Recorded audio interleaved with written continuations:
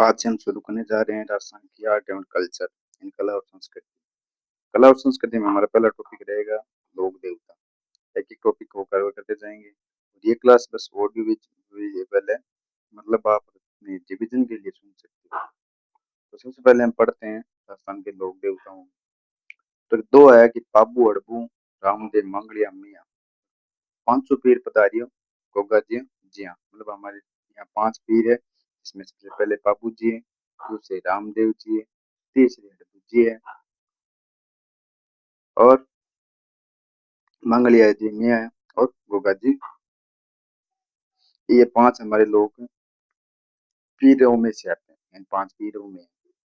तो इसमें सबसे पहले हम एक एक के बारे में पढ़ेंगे। पहला दे रखा है हमें बाबू जी राठौर कहाँ के थे, क्या नहीं थे, इनसे कौन से प्रसंग ज्यादातर आते रहते हैं, क्योंकि 500 पीर है। और पीर को आपको मतलब जानना पता होना चाहिए कि पीर किसको कहते हैं, जिसको हिंदू और मुस्लिम दोनों लोग पूजते हैं। तो सबसे पहले बाबू जी के बारे में पढ़ते हैं। बाबू जी का जन्म स्थान कोलूमंड लोधी में हुआ था। पिताजी का नाम धांधल जी था और माता का नाम क्या था, कमला देवी। इनकी पत्नी का नाम था फूलन दे या फिर सुप्यार दे। ये अमरकोट के सूरजमल सोडा की पुत्री थी। और इनके दोस्त कौन थे, इन सहयोगी कौन थे, जो दो भील बंधु थे, एक का नाम था चांदा और एक का था डामा।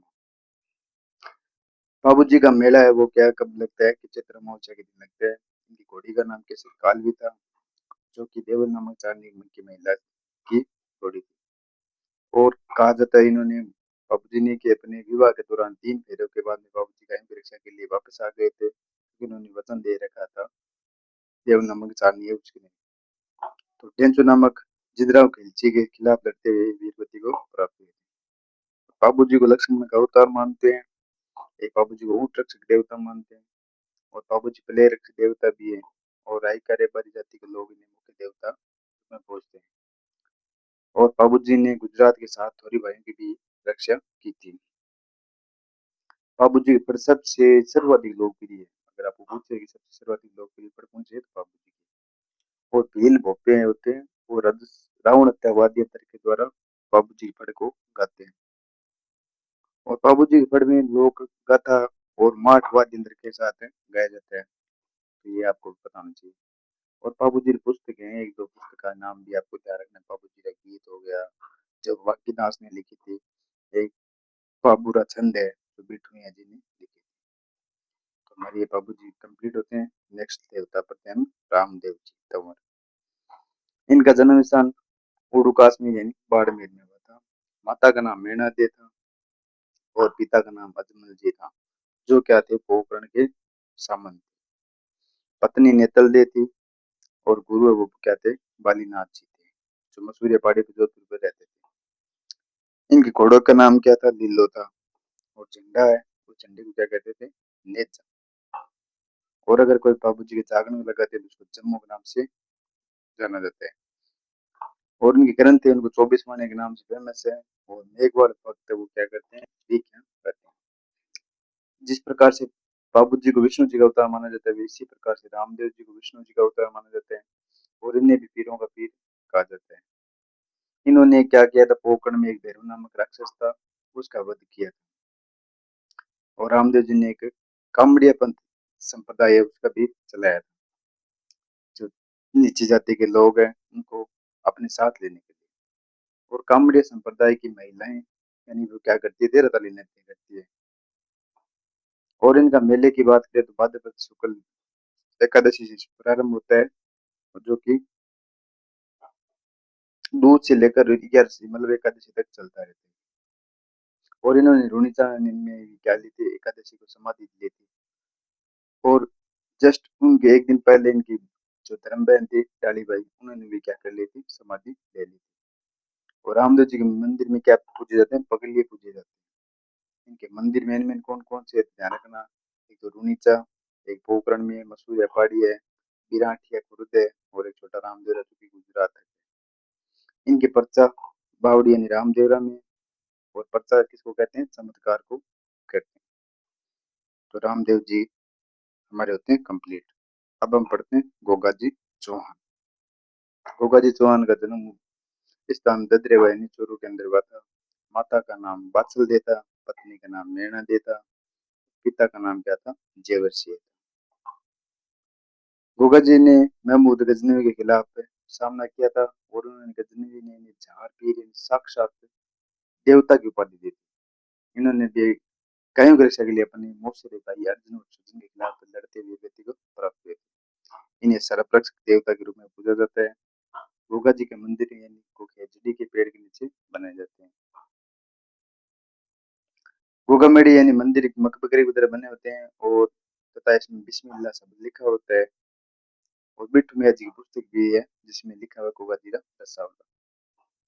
तो ज्यादा इसमें महत्वपूर्ण है नहीं, जो मेन मेन चीजें हैं वो बता रहा हूँ मैं, आप उसके हिसाब से तैयारी करते रहे। चौथे लोग देवता आते हैं यानी 500 पीरों में से एक है हड़बुजी सांगला। हड़बुजी सांगला पिताजी मियाँ जी थे, मेरा जी, और इनका जन्म नागौर के बुंदेल गांव में हुआ। पिता की मृत्यु के बाद में इन्होंने जोधपुर नामक स्थान पर जाकर यानी हरबच्चा नाम की जगह थी वहां पर रहने लगे थे। और रामदेव जिनके मौसरे भाई थे, और रामदेव जी और इनके गुरु दोनों सेम ही थे, बालीनाथ जी थे। और हड़बुजी भविष्य वक्ता थे, ये भविष्य के बारे में पहले बता देते। राव जोधा को मंडो जीतने के इन्होंने आशीर्वाद दिया था और एक तलवार भेंट की थी। हड़बू जी ने गायों की भी सेवा की थी और इनका वाहन वो क्या था, सियार था। तो जोधपुर के महाराजा अजय सिंह ने यहाँ पर मंदिर का निर्माण भी करवाया था। हड़बू जी की बैलगाड़ी की पूजा की जाती है, यानी इनका जो वाहन था, मतलब जो वाहन है वो कौन सा है, बैलगाड़ी है। और मंडोर जीतने के बाद में राव जोधा ने क्या किया था, बेंगटी नाम यानी फलूदी नाम की जगह गाँव दिया था। नेक्स्ट हमारे लोक देवता थे मियाँ जी मंगलिया, जिनका मंदिर बापनी फलोदी और में बता मंदिर है। और घोड़ा इनके घोड़े को किरण काबरा के नाम से जाना जाता है। मेला कृष्ण जन्माष्टमी को लगता है। और ये मंडोर के राणा रूपड़ा प्रतिहार तथा मारवाड़ के राव चूड़ा के समकालीन। इनके भोंपों की बस में वृद्धि नहीं होती। तो ये 5 हमारे पंचपीर थे। अब नेक्स्ट पढ़ते हैं हम जो लोक देवता अन्य भी जिनसे पसंद आते हैं। तो सबसे पहले हैं तेजा जी। तेजा जी धोड़िया जाट थे और इनका जन्म खरनाल नागौर में हुआ था। पिताजी का नाम ताड़ जी था, माता का नाम राम कुंवरी था और पत्नी पेमल दे थी। और घोड़े को लीलन नाम से जाना जाता है। इनके भोपे को घोड़ला कहते हैं। इनका जन्म एक जाट परिवार में हुआ था, जो कि धोड़िया जाट मैंने बता ही दिया आपको। और इन्होंने क्या किया था, लाचा नाम गुज्जी बचाते अपने प्राणों को बलिदान दे दिया था। और सुरसरा नामक गांव में सांप के काटने से इनकी क्या हो गई थी, मृत्यु हो गई थी। तेजो जिन घायल हो गए थे वो, और वाते रास्ते में आते समय उन्होंने क्या किया था, जो इन्होंने वचन दिया था उस सांप को कि आते समय मेरे को तुम डस लेना, उसके कारण इनकी क्या है, सांप के काटने से मृत्यु हो गई। इन्हें सर्वरक्षक देवता के रूप में पूजा जाता है और इन्हें काला वाला देवता भी कहते हैं। और लोग खेतों में जाते समय तेजा जी गीत भी गाते हैं। और तेजा जी पर डाक टिकट भी जारी हो चुका है। इनके नाम से लीलन एक्सप्रेस रेल भी प्रारंभ हो चुकी है। और उनके प्रमुख मंदिर कौन कौन से, करनाल में और एक तो सुसुरा में, सिंधिया में। ये इनके प्रमुख मंदिर, ये भी ध्यान रखना है आपको। इनकी पुस्तकें जुंजा तेजा और तेजा जीरा द्यावला, ये इनकी प्रमुख पुस्तकें भी। बाकी हम पढ़ेंगे कल। और अगर कोई छोटी मोटी मिस्टेक हो जाती है तो मुझे क्षमा करना।